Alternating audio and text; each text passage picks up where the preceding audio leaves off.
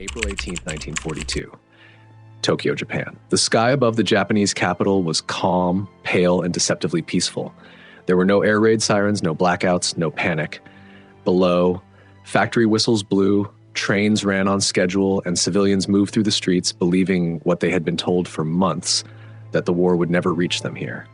Then the sound arrived. It was not the sharp, familiar buzz of Japanese fighters. It was deeper, heavier, slower. Japanese air observers tilted their heads upward, confused. Dark shapes cut across the sky, twin-engine aircraft flying low and fast. For a moment, training failed to explain what their eyes were seeing.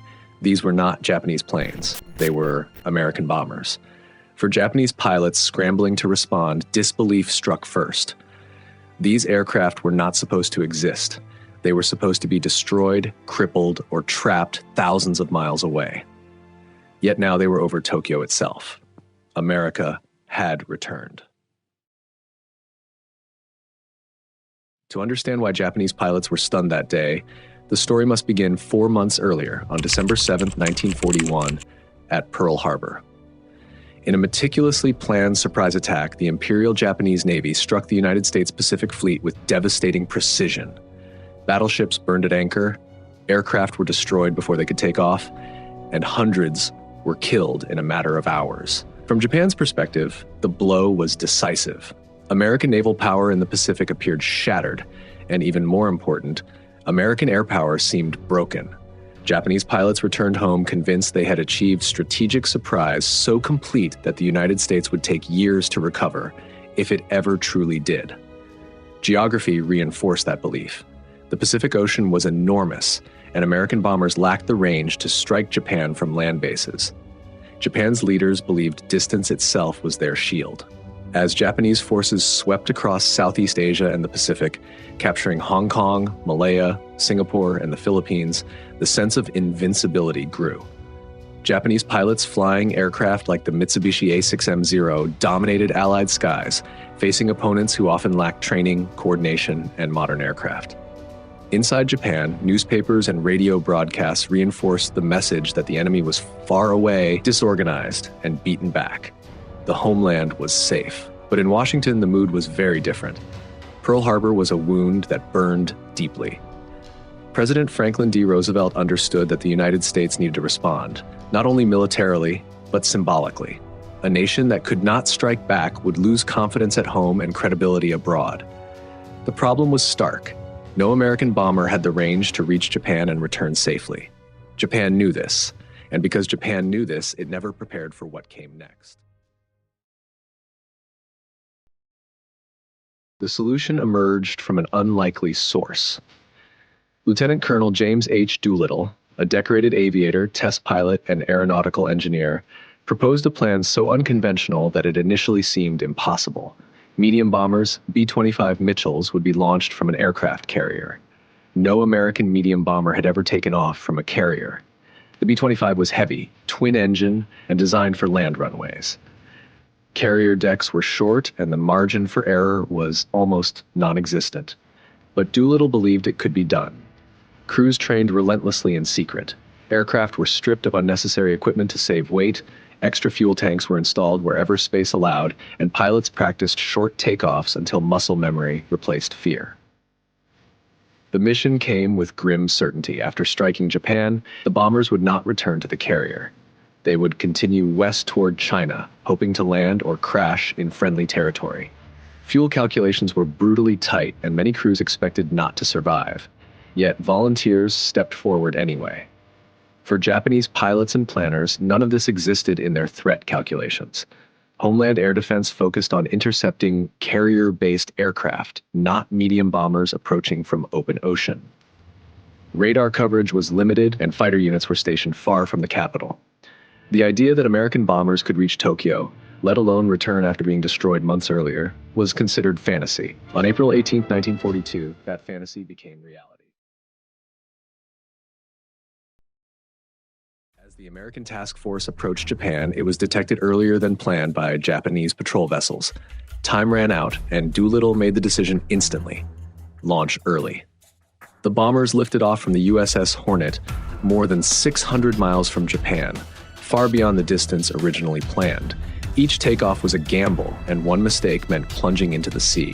One by one, 16 B-25s clawed into the air. Hours later, Japanese radar stations and coastal observers began reporting unidentified aircraft.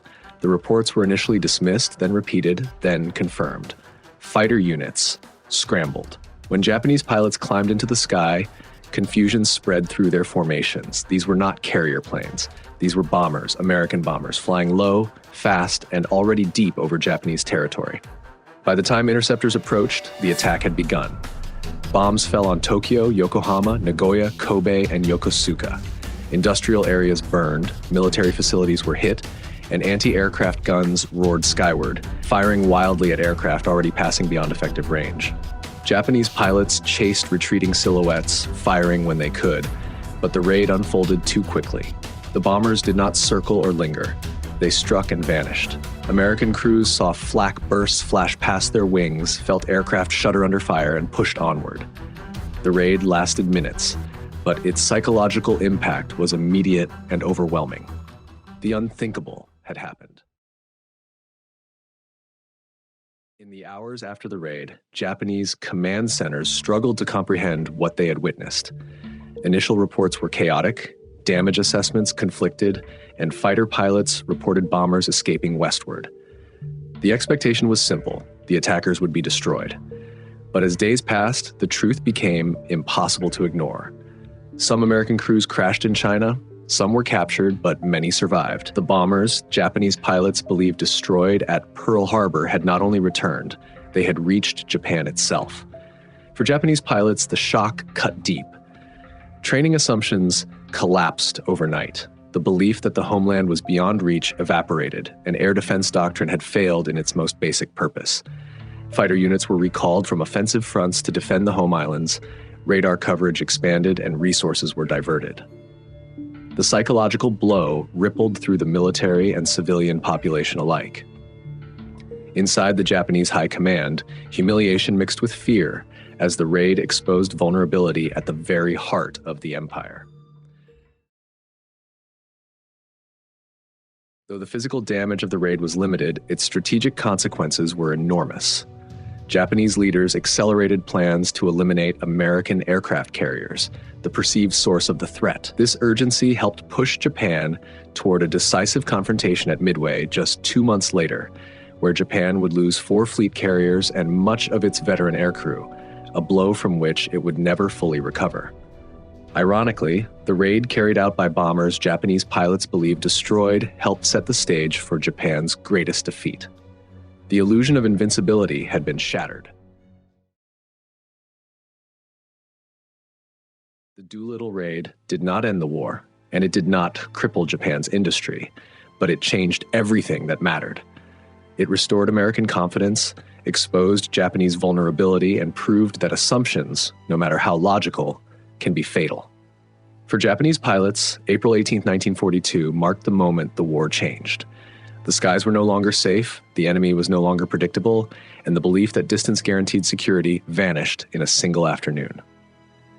Years later, as Japanese pilots faced overwhelming waves of American aircraft, long-range fighters, massed bomber formations, and an industrial output beyond anything Japan could match, many would remember that day.